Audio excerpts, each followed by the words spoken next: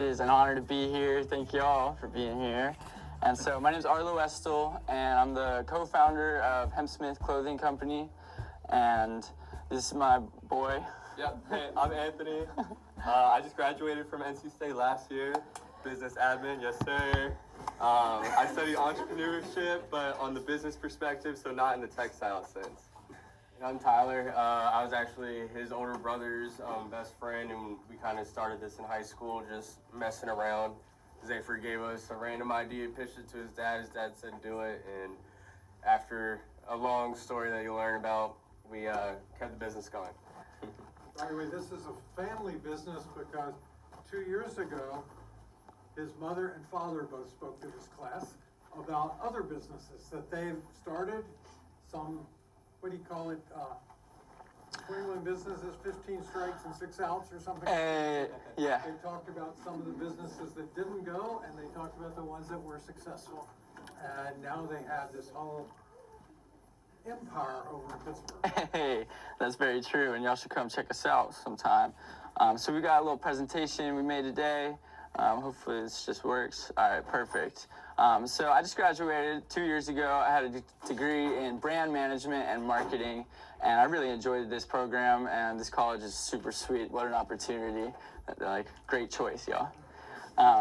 And so at Hempsmith, we make hemp clothing, and so the material is industrial hemp. So it grows a lot like bamboo. It grows like 12 feet tall, and they grow it in big fields, and they harvest the stalk of the plant, and they get a really strong fiber from that. And then they can spin that into a yarn and make a fabric, and then they cut and sew that into the clothing. Y'all are probably familiar with that whole supply chain of how textiles come to be.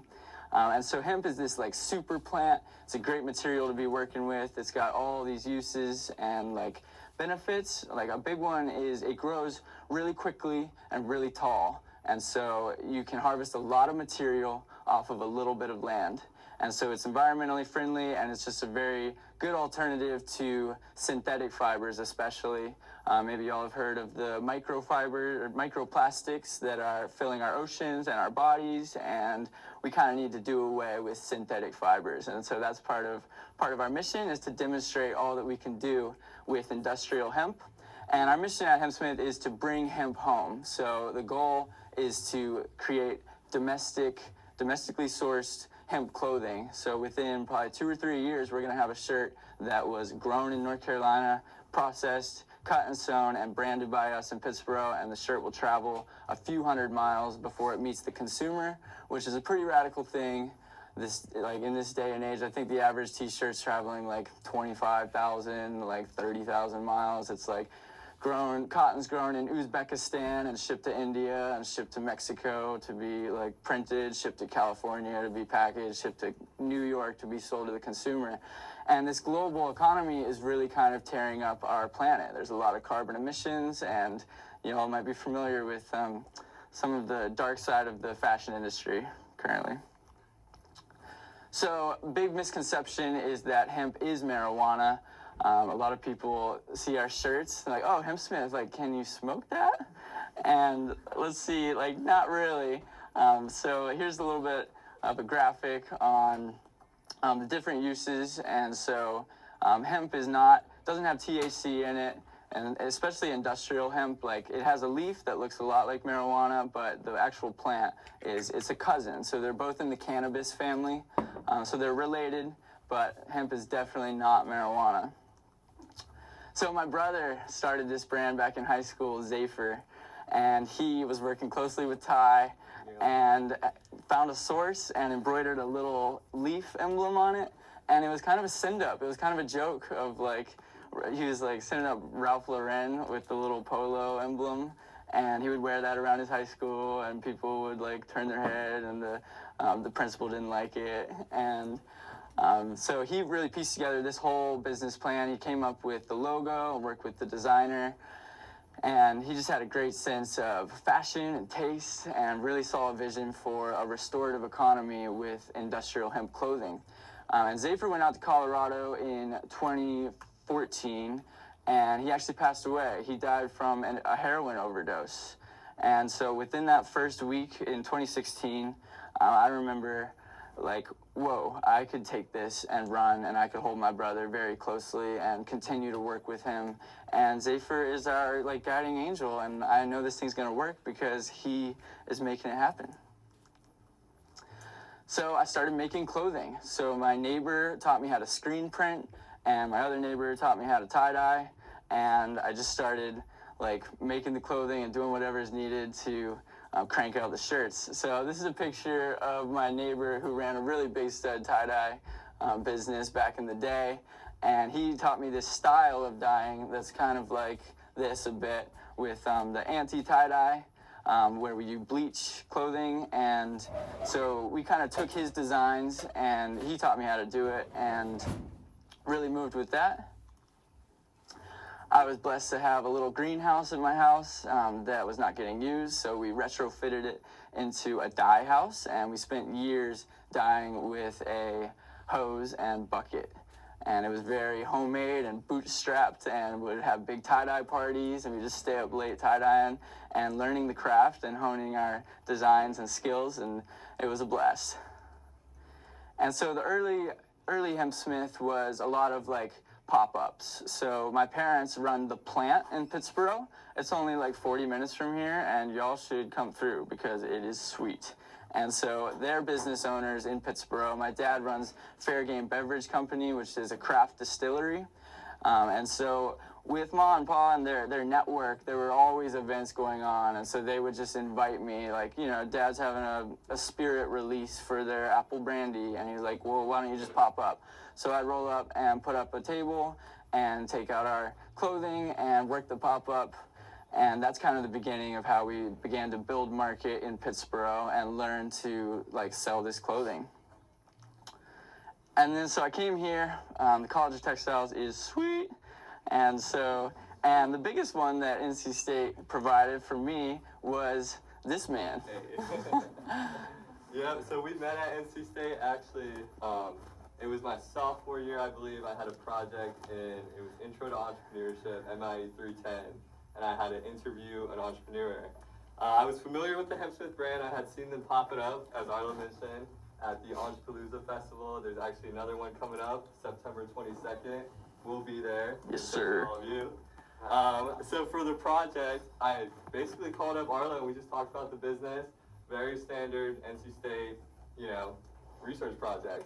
We kind of hit it off, and he was actually having a Hempsmith fashion show like the upcoming week, and he said, hey, you should come check it out. So I drove all the way out to Pittsburgh. It's like a 30-minute drive from here. Yeah.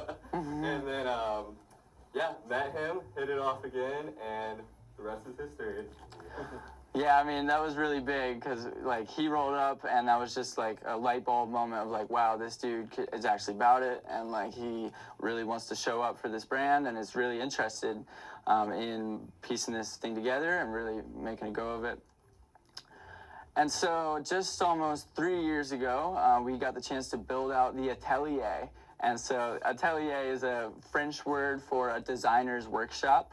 And so this was bricks and mortar. This was a really big step for us. I was like keeping all the clothing in my brother's closet and hauling it out everywhere. It was very like bootstrapped and homemade. And the chance came, it was, my dad was moving his distillery across the street and there was a bit of a footprint and a door that was kind of vacant. And we were like, you could just like put up a wall, put up a staircase and build out a bricks and mortar storefront. And we bought a sink off of him, and that became our dye house. And now we got a super legitimate dye house. It's like 2-bay sink. We're still like hand printing and dyeing, like by hand. Yeah. So in the top right corner, we got our man Phil. He holds it down Wednesday through Saturday at the atelier, and he's pretty much our go-to like tie-dye screen printing specialist. He did all of these sick dyes, except I think Tyler did that one. I do my own dyes. Yeah. Tyler's a pretty sick tie-dyer also. But yeah, that sink is where we do all the tie-dye, and he's actually screen printing that picture. So that's how we screen print all of our logos on like all of the clothing. Totally, yeah. We just printed these this morning for this presentation. And so a big one at Hempsmith was building the team, and so that was one of the biggest challenges in the beginning, because there wasn't always cash flow, there wasn't always work, and so I was like just hiring a lot of my homies from state, and students are busy, and they need their summer vacay, and they need their winter break, and so they're not they're not the career man that we needed, and so Phil came on the board. And that was really big because, you know, he's got more experience in retail and he's got a house in Pittsburgh. And so he's just like the man, the boots on the ground that really keeps that storefront open these days so that we can just bounce around. And then Ty has come on in a big way. He's running our ambassador program now, and he's super intimate with the brand. He worked closely with Zephyr, and so he's been on the scene like 6 years or something. And so, and actually it's just been a big step now is finally Ty's joining the payroll and coming on board and doing like some actual heavy lifting. And then the president, Anthony, has just been massive and has really provided the support that this brand needs to go the distance. Yeah, so that's me with my college flow, as I see some of you. But yeah, they said that there's 3 steps to it. There's vision, there's team, and there's capital. So right now we've assembled the team. Next is just amp the revenues, and we are growing every day. So That really is it. And now we have a pop-up channel. So this is kind of what I've been working on the past like 2 years with Arlo. He had like the original pop-ups where he would just go wherever and pop up. But we've actually found like a few other organizers in the area that do pop-ups. One of them is Triangle Pop-Up, and then there's Pop-Up Raleigh, a bunch of different pop-ups. But these are little markets that we go to, and we basically set out, there's usually a vending fee, and this is really good for exposure if you're trying to grow a brand or anything really. You could register and pop up at one of these. So basically every weekend in the fall, Q4, we are like popping up all over North Carolina. Going Yes, to sir. different music festivals, events, all of that. Yeah, we're actually at Hopscotch this weekend, that's right. thanks to Anthony. And another big one was Shikori Music Festival. That's out towards Pittsburgh, and we just got in the spring, and we'll be there in the fall. And that really kind of redefined pop-ups for us. Like, we went, and it was a 4-day pop-up. We had like mad traffic and sales, and it was like, whoa, you could actually move into this in a big way. Yeah. Oh, I was gonna say, I'm gonna go back real quick. So that picture on the right, that was a pop-up from about a year ago, and then the picture on the left, that's a pop-up from Shikori Music Festival this past spring. So as you can see, we've expanded our pop-up a little bit. These are some like clothing racks that like Arlo and I actually helped put together and everything. And it's really just been growing. It's just everything with time. It just takes time to grow out. So. And then so next we have the wholesale channel. This is also in my realm here at Hempsmith. So right now I'm reaching out to retailers and basically seeing if they want to carry our product in their stores.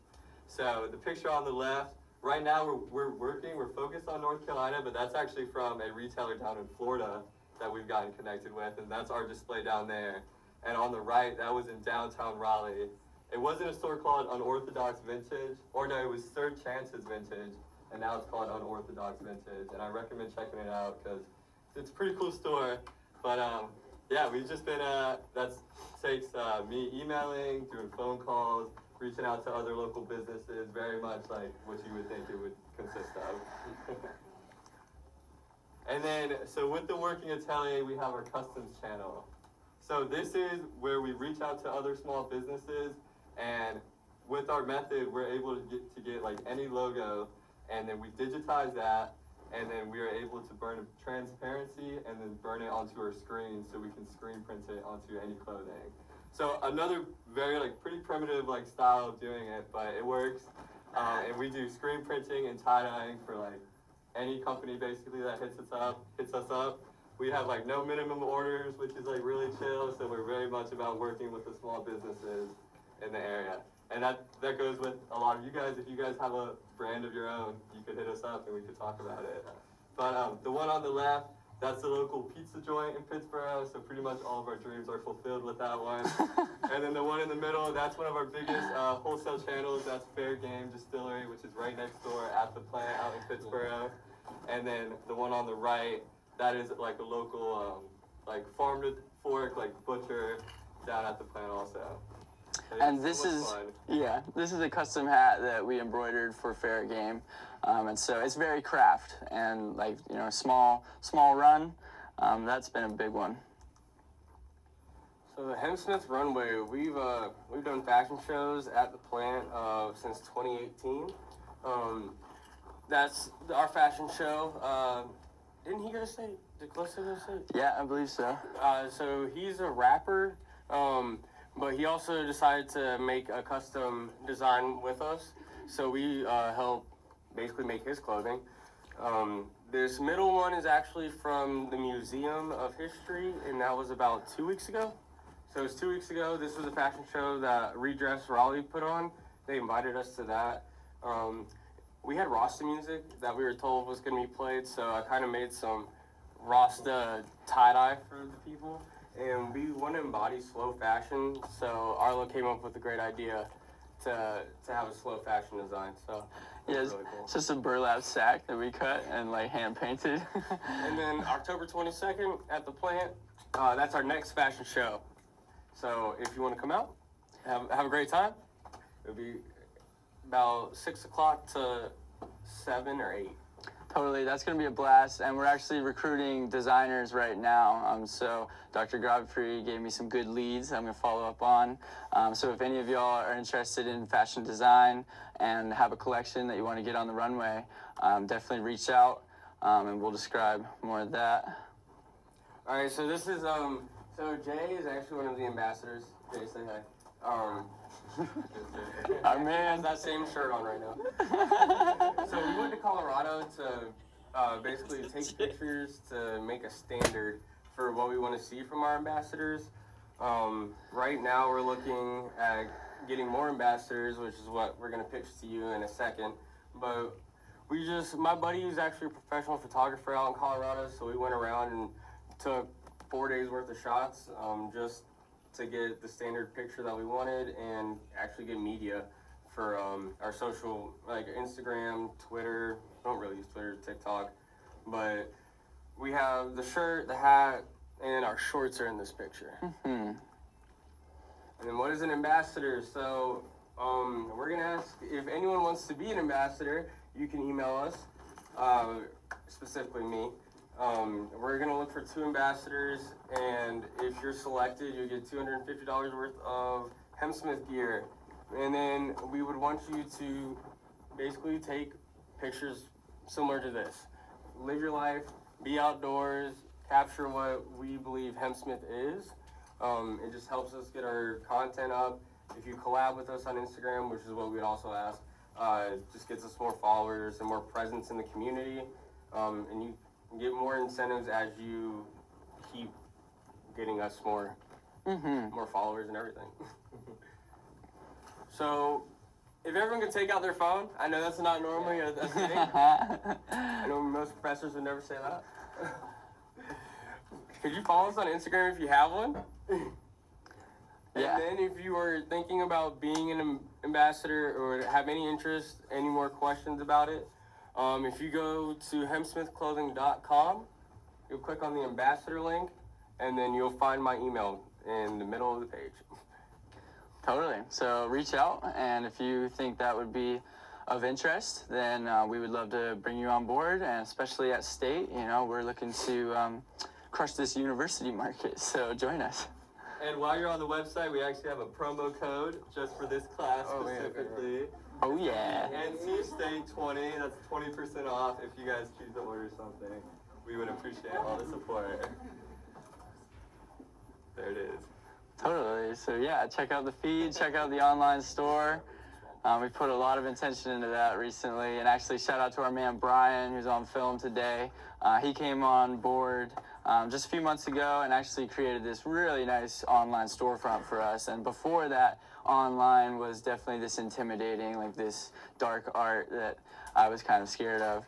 And he came on and really took a bunch of great shots and photos and really captured the true, authentic Hempsmith in an online store. And online's been taking off, and so we're getting mad inquiries for wholesale. We're shipping shirts and building out the exposure with the ambassadors and everything. Don't let UNC beat you. I have a couple UNC ambassadors, so don't let UNC beat you. Hey. Word. So that pretty much wraps it up. And so final slide is like, what does the future hold for Hempsmith? And again, it's the mission of we're going to bring it home. And so we're trying to demonstrate this restorative economy and how we can produce a shirt locally and kind of disrupt the entire fashion industry is a big goal. And so TS Designs, they're out in Burlington, and they're a local dye shop and print shop, and they have this sweet project called Cotton of the Carolinas, and that's where they're locally producing, like they're working with the local farmer and processor, and they're making a cotton t-shirt within a few hundred miles. And so that's really our model. We want to do the same exact thing, just with industrial hemp. And so the plant, that's where we're located. That's in Pittsburgh. Definitely check out our Instagram at the plant and online, and come join us. It's a really fun, I don't know if y'all are 21, but it's the Chatham Beverage District, and we've got a local brewery and distillery and meadery, and there's a few kitchens and axe throwing. And we're starting to have like music events and like big dance nights, and we're gonna crush some big acts out there. So it's a really fun place to come check out. And also a big goal of ours is to certify as a B Corporation. And so that is business for good. And it's really just a certification that says that you're doing all the right things and like you really care about your people and the ways that you're handling the business, like with waste and water and just electricity and all of it. And so B Corps are the future. Patagonia is a B Corp, and that's a big inspiration for us, and we definitely love to like scale to a fraction of their size one day. So yeah, that pretty much wraps it up. If anybody's got questions, we'd love to hang and chat.